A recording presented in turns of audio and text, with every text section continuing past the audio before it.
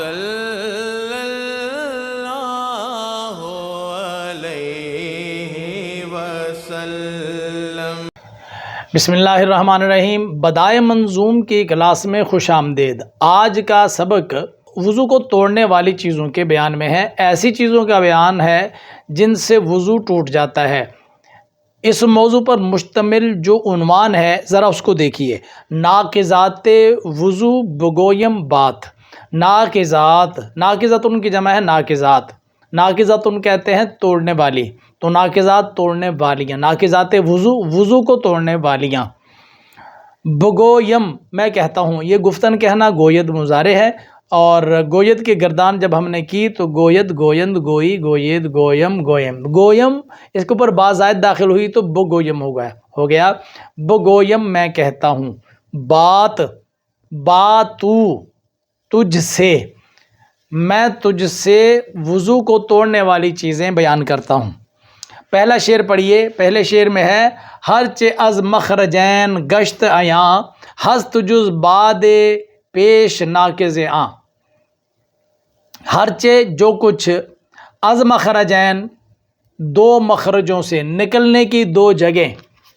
اب نکلنے کی دو جگہ، انسان کے جسم سے پیشاب اور پخانہ خارج ہونے کی دو جگہ ہیں، ایک اعلیٰ تناسل ہے اور ایک دبر، پیچھے کا مقام۔ تو یہ ہے مخرجین۔ گشت کا معنی ہے ہو، ایام معنی ظاہر، جو کچھ دو نکلنے کے مقامات سے ظاہر ہو یعنی نکلے۔ ہست ہے آخر میں ناقض آں، ناقض معنی توڑنے والا، آں معنی اس کا توڑنے والا۔ جو کچھ دو مخرجوں سے نکلے وہ اس کا توڑنے والا ہے، یعنی وضو کا توڑنے والا ہے۔ جز باد پیش، سوائے، جز معنی سوا، باد کہتے ہیں ہوا کو، پیش معنی آگے۔ جز باد پیش، سوائے آگے کی ہوا کے۔ اب پورے شعر کا ترجمہ یہ ہے کہ انسان کے آگے کے نکلنے کی جگہ اور پیچھے کے نکلنے کی جگہ سے جو کچھ بھی خارج ہوتا ہے اس سے وضو ٹوٹ جاتا ہے، سوائے اس ہوا کے جو آگے کے مقام سے نکلتی ہے۔ جی، انسان کے اعلیٰ تناسل سے بعض اوقات ہوا خارج ہوتی ہے جس کا انسان کو اندازہ نہیں ہوتا، اس سے وضو نہیں ٹوٹتا ہے۔ البتہ پخانہ کیا، پیشاب کیا یا پخانہ کے راستے سے ہوا خارج ہوئی تو وضو ٹوٹ گیا۔ ریم و زرد آب و خون شود چوں رواں، قے رسد چوں با امتلاء دہاں۔ ریم پیپ کو کہتے ہیں، وہ معنی اور، زرد معنی پیلا، آب معنی پانی، فو معنی اور، خون معنی خون، شود معنی ہو، چوں معنی جب، رواں جاری۔ پیپ زرد پانی اور خون جب جاری ہو۔ قے معنی قے وومیٹنگ، الٹی۔ رسد رسیدن پہنچنا، رسد مضارع پہنچے۔ چوں جب، با امتلا، با معنی ساتھ، امتلا معنی بھرنا، دہاں معنی منہ بھرنے کے ساتھ۔ قے جب پہنچے منہ بھرنے کے ساتھ۔ اب پورے شعر کا ترجمہ تو یہ ہے کہ پیپ اور زرد پانی اور خون جب جاری ہو اور قے جب پہنچے منہ بھرنے کے ساتھ، یہ ناقض وضو ہے۔ پھوڑا نکلتا ہے، پھنسی نکلتی ہے، اس کے اندر سے پیپ نکلتی ہے۔ کبھی پھوڑے سے، زخم سے زرد رنگ کا پانی نکلتا ہے، کبھی زخم سے خون نکلتا ہے۔ تو یہ پیپ، یہ زرد پانی اور یہ خون جب نکلتا ہے، جس جگہ، جس سوراخ سے یہ نکل کر اس سے دائیں بائیں ارد گرد کسی جانب بھی وہ بہہ گیا، تو جیسے ہی اس کے اندر بہاؤ آیا، یہ اپنے نکلنے کی جگہ چھوڑ کر تجاوز کر گیا دوسری جگہ کی طرف، تو وضو ٹوٹ گیا۔ اور قے رسد با امتلاء دہاں، قے معنی الٹی، رسد پہنچے، انسان کو الٹی آئی اور امتلاء دہاں کے ساتھ۔ امتلاء دہاں کا مطلب ہے اتنے زور اور اتنے پریشر سے آئی کہ آپ کے لیے اس کو روکنا دشوار ہو گیا، آپ اس کو روک نہیں پا رہے، تو یہ ہوتی ہے امتلاء دہاں، منہ بھر کر قے کا آنا۔ اس سے بھی وضو ٹوٹ جاتا ہے۔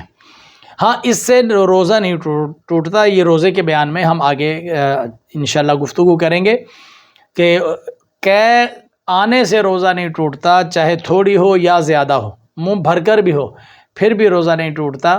روزہ ٹوٹتا ہے جب جان بوجھ کر قے کی جائے، اور جان بوجھ کر جو قے کی گئی وہ بھی با انتلائی دہاں ہو جائے، منہ بھر کر آ جائے، اتنے پریشر سے آ جائے کہ اس کو روکنا آسانی سے ممکن نہ ہو، تو پھر روزہ ٹوٹتا ہے۔ اگلا شعر دیکھیے، سکر و غشی و جنون و باز اغما، کہا در نماز بالغ راہ۔ سکر مانا نشہ، غشی بے ہوشی، جنون پاگل پن، بعض مانا پھر اغما مانا بے ہوشی۔ تو یہ اغما اور غشی تقریباً ہم معنی ہی ہیں۔ سکر کا مطلب ہے کہ کسی آدمی نے کوئی نشہ آور چیز کھائی اور اس سے اس کو نشہ ہو گیا تو اس کا وضو ٹوٹ گیا۔ غشی بھوک بہت زیادہ لگی یا اس کو کوئی چوٹ لگی جس کی وجہ سے وہ بے ہوش ہو گیا۔ جنون پاگل پن اس کے اوپر آ گیا اور اس کی عقل جاتی رہی۔ اغما کا معنی بھی وہی غشی ہے، اس سے وضو ٹوٹ جاتا ہے۔ کہا در نماز بالغ را، کہا زور سے ہنسنا، آواز کے ساتھ ہنسنا، در میں نماز بالغ را، بالغ مانا کی، بالغ کی نماز میں کہا لگا کے ہنسنا، یعنی نماز پڑھ رہا ہے اور نماز کے دوران وہ ہنسا، اور اتنا ہنسا کہ ارد گرد کے 2-3 لوگوں نے سن لیا۔ تو وہ آواز جو ارد گرد کے 2-3 لوگ سن لیتے ہیں اس کو کہا کہتے ہیں۔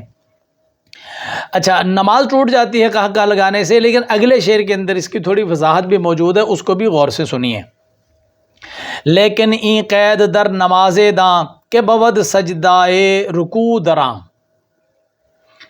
لیکن این یہ قید شرط کنڈیشن، در میں نماز ایسی نماز داں جان، لیکن یہ قید ایسی نماز میں جان کہ معنی کہ بود ہوتے ہیں سجدہ اور رکوع در آن اس میں، لیکن یہ قید اس نماز کے لیے ہے کہ جس میں رکوع اور سجدے ہوتے ہیں۔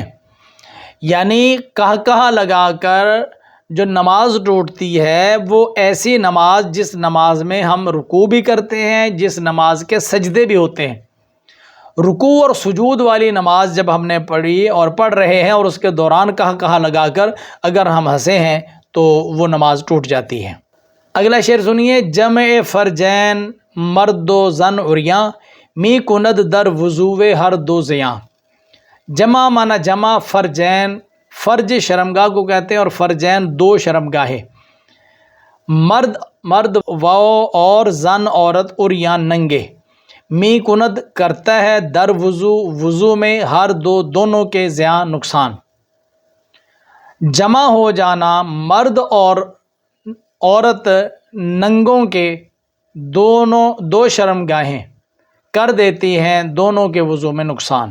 یعنی مرد اور عورت ظاہر ہے کہ میاں بیوی ہے، تو یہ دونوں آپس میں برہنہ ہو کر کپڑوں کے بغیر ننگے ہو کر آپس میں ملے اور ایک کی شرمگاہ دوسری شرمگاہ سے ٹچ کر گئی تو اس سے وضو ٹوٹ گیا۔ غسل کے احکام آگے آ رہے ہیں، اس جگہ پر وضو کی بات ہے تو مرد اور عورت کی شرمگاہ بغیر کسی حائل کے برہنہ حالت میں جب آپس میں ٹچ ہو جائے تو اس سے وضو دونوں کا ٹوٹ جاتا ہے۔ ہست بر وفق مذہب نوما، خواب در حال تکیہ ناکز آں۔ ہست ہے بر پر، وفق مطابق، مذہب نعمان امام اعظم ابو حنیفہ، امام اعظم ابو حنیفہ کے مذہب کے مطابق ہے خواب سونا، در میں حالت تکیہ ٹیک لگانے کی، ناقص توڑنے والا اس کا، سونا ٹیک لگانے کی حالت میں اس کو توڑنے والا۔ یعنی امام اعظم ابو حنیفہ کا مذہب یہ ہے کہ کوئی آدمی ٹیک لگا کر سویا، کسی چیز کے ساتھ یوں ٹیک لگا کر سو گیا کہ اگر آپ اس ٹیک والی چیز کو ہٹا دیں تو یہ بندہ گر جائے گا، اتنا سہارا لے کر اگر یہ سو گیا ہے تو اس کا وضو ٹوٹ گیا ہے۔ لیٹ کر سویا تو وضو ٹوٹ گیا، ٹیک لگا کر سویا تو وضو ٹوٹ گیا۔ جس طرح تحیات میں بیٹھتے ہیں، اس طرح بیٹھے بیٹھے اگر کوئی آدمی سو گیا تو اس سے وضو نہیں ٹوٹا ہے۔ ٹیک لگا کر سونے سے وضو ٹوٹتا ہے، بیٹھ کر سیدھا بیٹھ کر جب آدمی جم کر بیٹھتا ہے، اس طرح اگر کوئی سویا اور اس کو نیند کا جھولا آ گیا، اس سے وضو نہیں ٹوٹتا ہے۔ تو اس سبق میں یہاں تک وضو کو توڑنے والی چیزوں کا بیان مکمل ہو گیا ہے۔ اس کے بعد غسل کے فرائض کا بیان آگے آ رہا ہے، وہ اگلے سبق میں انشاءاللہ آپ کی خدمت میں پیش کریں گے۔ یہ مسائل ہیں، شرعی مسائل ہیں، بہت اہم ہے، اس کو یاد کیجئے۔ اور یہ کتاب جو ہے اگر آپ کو بازار سے مل سکتی ہو تب بھی ٹھیک ہے، ورنہ جو سبق میں پڑھاتا ہوں اس کے ایک صفحہ کا جو ہے وہ لنک میں ڈسکرپشن میں دے دیتا ہوں، تو وہاں سے آپ اس کو ڈاؤن لوڈ بھی کر سکتے ہیں اور کتاب کے اس صفحے سے بھی آپ پڑھ سکتے ہیں۔ یہ سبق کمپلیٹ ہوا، آپ یاد کیجئے اور مجھے اجازت دیجئے۔ اپنا بہت خیال رکھیے گا، اپنے اس چینل کا بھی مجھے اجازت دیجئے۔ تب تک کے لیے اللہ حافظ۔ السلام علیکم ورحمۃ اللہ وبرکاتہ۔